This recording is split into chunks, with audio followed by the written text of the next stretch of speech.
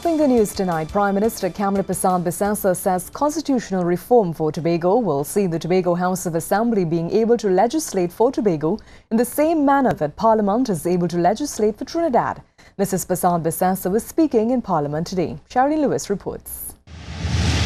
After 123 years, the People's Partnership is proposing constitutional changes that will allow the people of Tobago to manage their own affairs.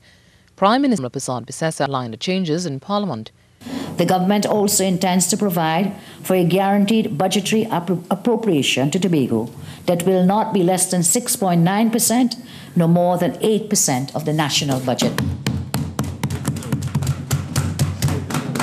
For the first time ever, Tobago will have a constitutional guarantee for its budgetary allocation. Mr. Speaker, no central government in the history of our nation has ever made such an ironclad guarantee to Tobago.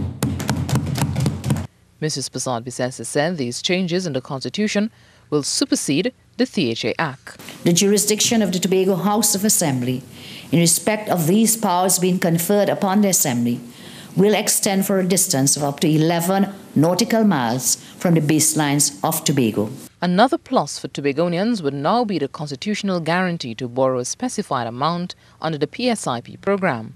Through a Secretary responsible for finance, the THA will be granted a power to borrow up to 15% of its public sector investment program allocation to Tobago for each financial year.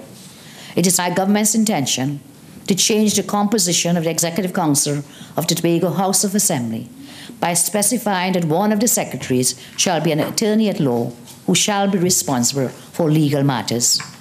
The new arrangement will elevate the current status of the Executive Council to mirror that of the Cabinet in the central government. The House will debate the constitutional reform bill for Tobago on January 16th.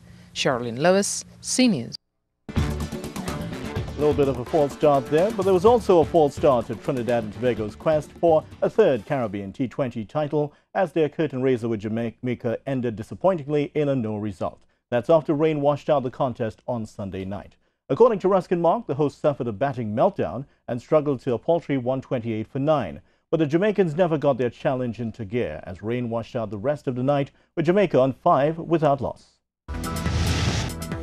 Both the TNT openers, Lendell Simmons and William Perkins, started putting on 19 runs from 20 deliveries before being separated. The right-handed Perkins gathered just 9 from 12 balls before he holed out to long on off Bernard in the 4th over, attempting to force the pace. Stylish left-hander Darren Bravo seemed intent on taking the Jamaicans' attack apart from the outset, smashing the 8th delivery faced over the long on fence and then clipping the next ball to the square leg boundary.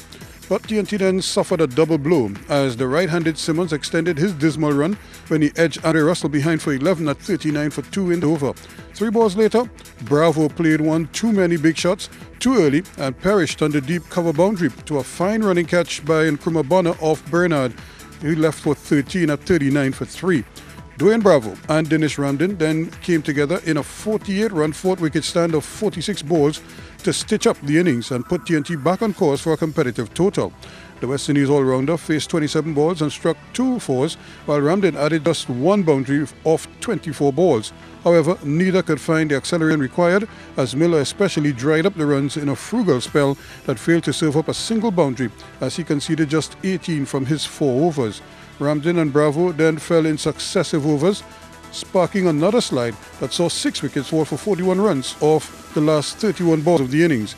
Ramden charged leg spinner Odin Brown and was bowled in the 15th over for 19, and then Bravo smacked a full toss from Miller into John Campbell's lap on the long on ropes. He departed for 30.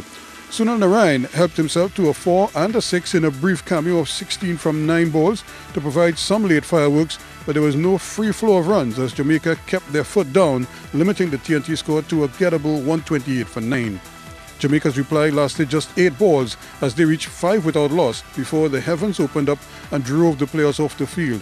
And after a lengthy delay, the match was finally called off as a no result around midnight, giving neither team the kind of start they were seeking. Ruskin Mark, C Sports.